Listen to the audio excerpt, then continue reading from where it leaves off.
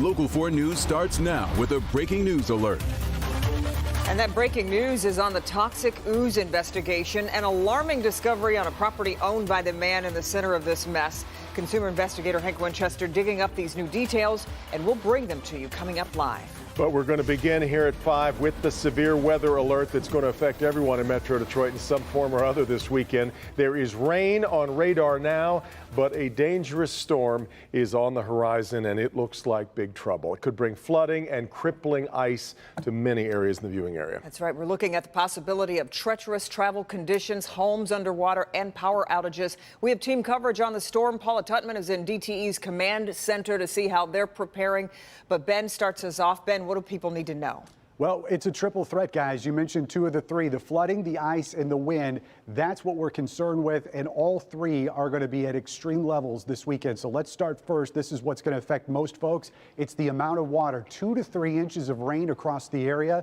It does look like some of the higher totals may start falling here into our west and north zone. This is a reverse of what we were showing yesterday. If we get this amount of water, it will be the most that we've ever picked up in a calendar day in January in Detroit history. Ice is the second focus that we're watching in that purple shade. That's the crippling ice that's going to be in our north and west zone as we get into late Saturday and early Sunday. Widespread power outages and tree damages because of that, and the wind.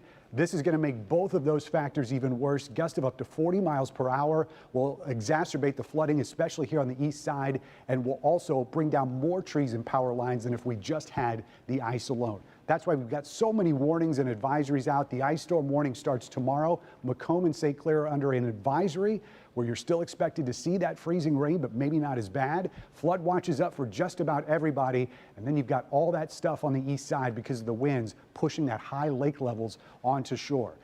This is where the showers and the rain are right now, and you can see it's just starting to head towards our south zone. We'll see the heaviest of that stuff move in here about 11 o'clock tonight. We'll time it all out for you coming up in just minutes. Don't forget to download our local forecasters app. It's got everything you need to survive this storm in your app store by searching WDIV. Guys? All right, Ben, back to you in just a minute. Let's get now to Paula Tutman, who's in the middle of the action at the DTE Command Center. Yeah, Paula, the ice could be bad for homeowners.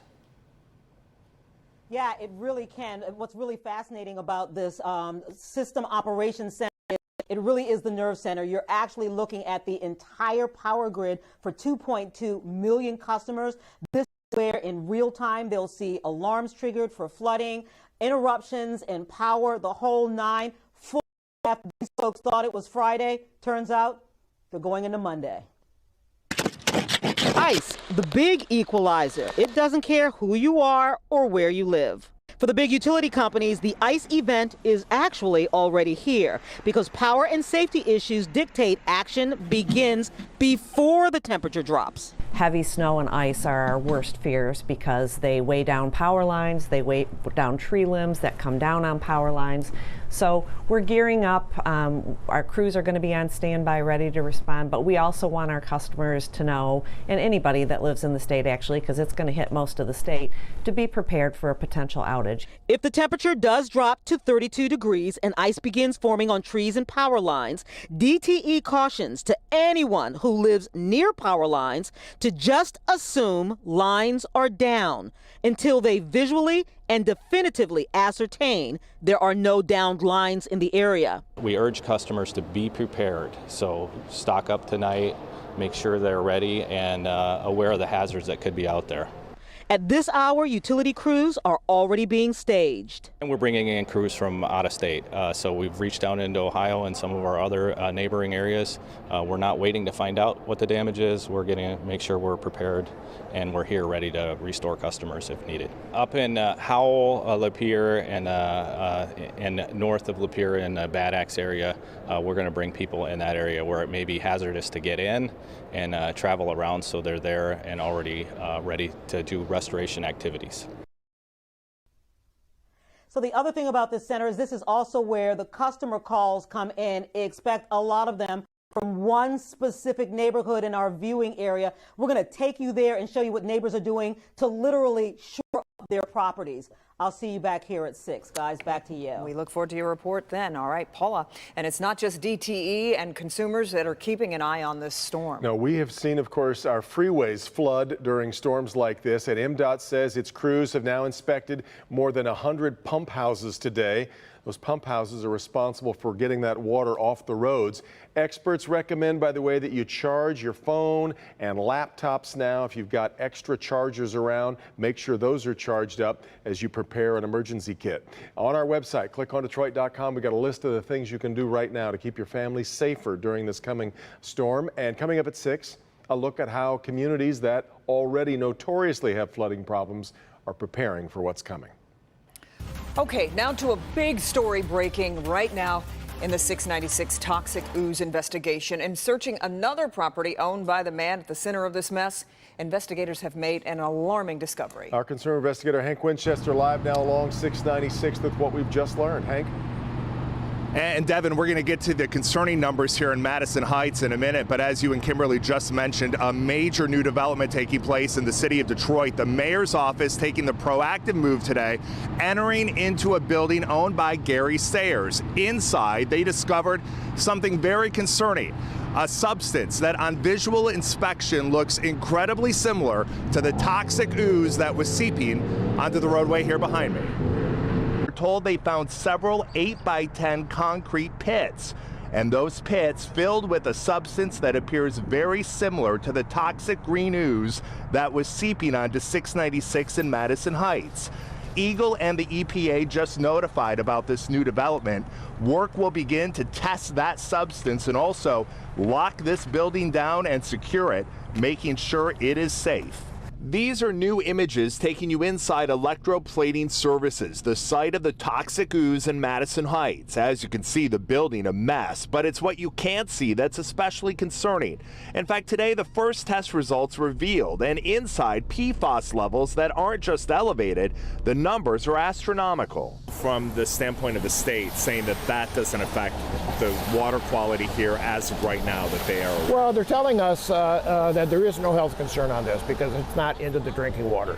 But it is a valid concern for the stuff downstream that it eventually gets into the drinking water. It is too early to tell if water or soil has been affected in any way, but the PFAS number is so concerning. Investigators hoping now to get super funding status to clean up this mess once and for all. So year after year after year, he's getting violations, and it still didn't get to the point where they were coming in and seeing what was going on for 20 years. Right. So that's my problem with this while all. He may have ignored it all, it doesn't seem like there was anybody from any agency that was doing enough to just shut it down. You're exactly right. The issue here with this building and property, not just what may be found on the inside, but take a look at the outside. It is a huge dumping ground, a big concern for the city of Detroit. Back here in Madison Heights, we're told the water and soil samples have now come back, but those numbers being evaluated by the EPA.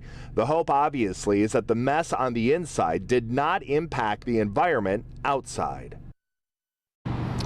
Back out here live. So a lot of this information just coming to us within the last few minutes. Again, let me make it clear. The situation in Detroit unfolding right now, but city leaders are very concerned about what was discovered in that building owned by Gary Sayers. Again, several 8x10 concrete pits, and on visual inspection, inspectors say that that substance that was found inside looks very similar to what was found here along the roadway along 696. So, as a proactive step, the city is not only going to work to secure that building ASAP, but the EPA is on alert, so is Eagle. They need to find out exactly what is in that building and if it is a threat or a concern to those who live and work nearby.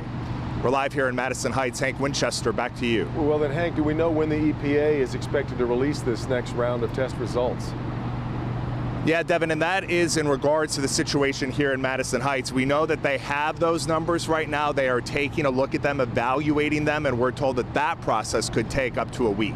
Back to you. Good time to mention here the U.S. House today passed a bill that recognizes PFAS as a forever chemical, which is part of the problem here as we look at the hazardous effects of this stuff. All right, Hank, back to you here shortly. Other news tonight, two unfortunate health updates this evening, starting with the flu. Two Michigan children have died from the virus. Just awful. One child is from Wayne County, another from Shiawassee County. The State Department of Health and Human Services says they both died from influenza B. They're the first pediatric deaths in Michigan this flu season. Across the country, 32 children have died from the flu this season. The state says it's not too late to get a flu shot and encourages anyone 6 months of age or older to get one. Meanwhile, the State Department of Health and Human Services confirms a third person has died from a vaping-related injury. For privacy reasons, no information is being released about the man who died on December 19th. Since August, 65 confirmed and probable vaping-related injuries have been reported in Michigan. He led investigators straight to his victim. Police say a 68-year-old man walked into the Centerline police station and asked police for their help. And they went with him to his apartment near 10 Mile and Van Dyke and made a surprising discovery. His girlfriend was dead. Sean Lee is live there tonight. Sean, he immediately surrendered. Immediately and in this way, Kimberly, police say he led police into his apartment that he shares with his girlfriend. They found her body in the bathtub. Police tell me he didn't say a word. He turned around and put his hands behind his back. Take a look. Local 4 has video of the murder suspect, a 68-year-old Centerline man, walking into the Centerline Public Safety Department last night, asking officers a bizarre question. Could they come do a welfare check on his girlfriend from the apartment where he lives? It was out of the ordinary, because usually individuals who request a welfare check from us, they don't live there. They're a relative or a friend or something to that matter where they don't have access to the house and ask us to go check, or they can't come to go check for them. In fact, the apartment is just across 10 Mile Road from public safety headquarters. The man took police there. Unlocks the door, we go in to look for her, and as one of the officers goes checks, they find her deceased, fully clothed in a bathtub. Later determined that there was 2 knife wounds that she had. The victim, 68-year-old Juliet Peterson. We are told her tight-knit family is absolutely devastated. We're told Peterson has an adult son with the suspect, but no one knows what happened or why. But the moment police discovered Miss Peterson's body, her boyfriend did this. The individual just turned his back to the officer, put his hands behind his back to be handcuffed, and that's where we're at right now. Back here live, we are told that the suspect being held in the Macomb County Jail right now pending charges. I'm also told that the victim's family, Miss Peterson, when she didn't show up for work on Thursday, they knew something was wrong. Live in Centerline tonight, Sean Lake, Local 4. Strange story, Sean, and awfully sad. We are just getting started on a very busy Friday. Police say they know who's responsible for playing pornography on that billboard on I-75. Why one suspect may not be facing any charges. Larry. A local woman disappeared right from her home. We just don't want to know where she is. I swear. I'm sorry. I'm Larry Spruill, and I'll tell you the drastic measures her family is now taking in order for her to come home. A new fight over the Trump administration's justification for taking out a top Iranian general. I'm Alice Barr in Washington. Coming up, the latest on that and a possible break in the impasse over an impeachment trial.